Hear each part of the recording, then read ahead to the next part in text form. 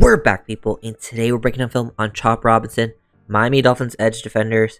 And the defense was not good in this game. There wasn't many encouraging signs, but I do think if there was something to take away from this that was positive, I thought Chop actually showed some nice pass rush potential, and he did it in different ways. Because a lot of his wins throughout the season have been all on like speed to power. He actually was using different moves in this game. Whether it worked or didn't work, he was actually going out there and, giving you something. Made a big stop versus the run right there. Wasn't perfect. Like, he had some negative plays that we'll get into. But he has been your most, out of the healthy edges right now, he has been your most disruptive edge. He needs to clearly still get better in a lot of areas, and I've been, critical of that. But you got to give some credit that, like, he's at least showing some signs with different moves, because when it was just speed to power every single time. But in this game, he used more than speed to power, and I think that's just, encouraging for me that he's able to mix it up. He wasn't able to get a sack, but no one was able to get a sack versus Skyler. I think he actually, if he used this move, this first one right there that you're seeing, I think if it was any other quarterback, he probably gets this sack, but Kyler was just so elusive in this game. Unfortunate. But he really, this was one of my favorite moves that he's used. It's been so much, attack down the midline of the offensive lineman. That's not what you want to do.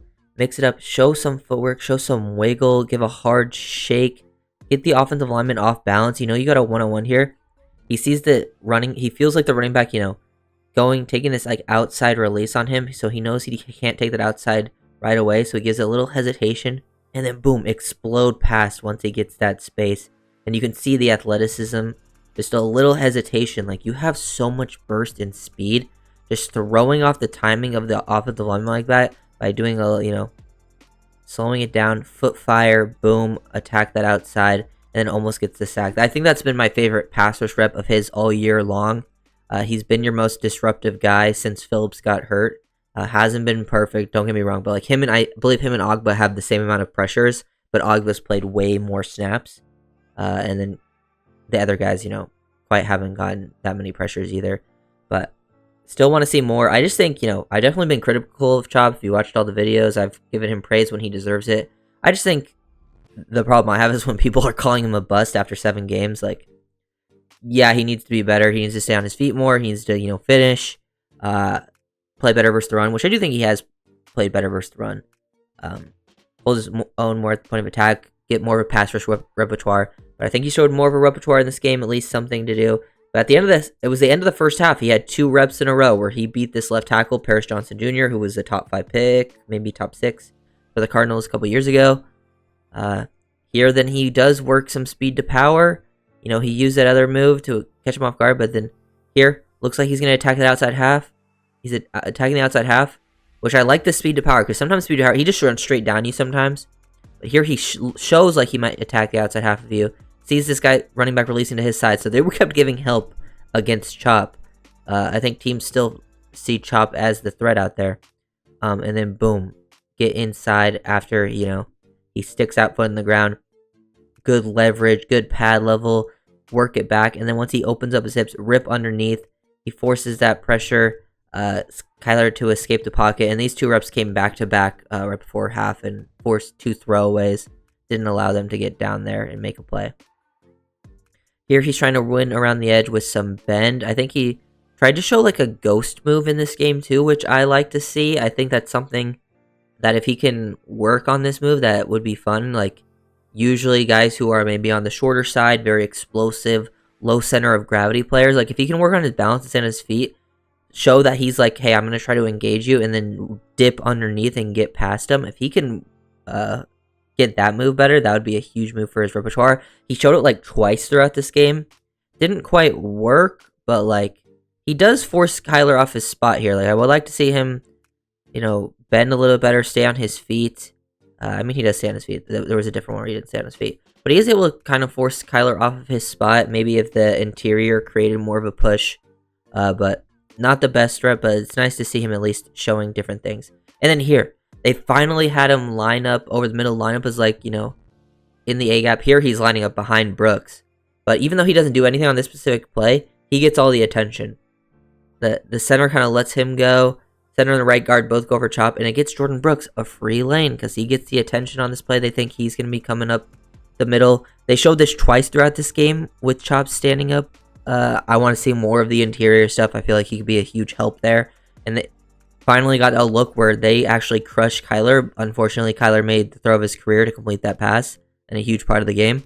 But yeah, this is what I want to see more of throughout that career, because I think it will get him some good looks. And if he gets attention like that with multiple people on him, it will get guys free lanes to get after the quarterback. He also had a negative play versus the forced a negative run. They leave him unblocked on the backside. Holland comes down in the box and can be the guy that takes the boot, so he doesn't have to focus on that. And he just explodes down the line, takes a great angle on Connor, and really just constricts that lane super fast because he doesn't have to worry about the boot action with, I think that's Holland on the basically holding on the backside there. Yeah, but with him not being the force defender, he can really get downhill and just makes that tackle for loss. So that's nice to see. I feel like when Chop's left unblocked, he makes some really explosive plays versus the run if he makes the tackle, which he is able to make it there. Here, working a stunt, he's able to get upfield onto pressures.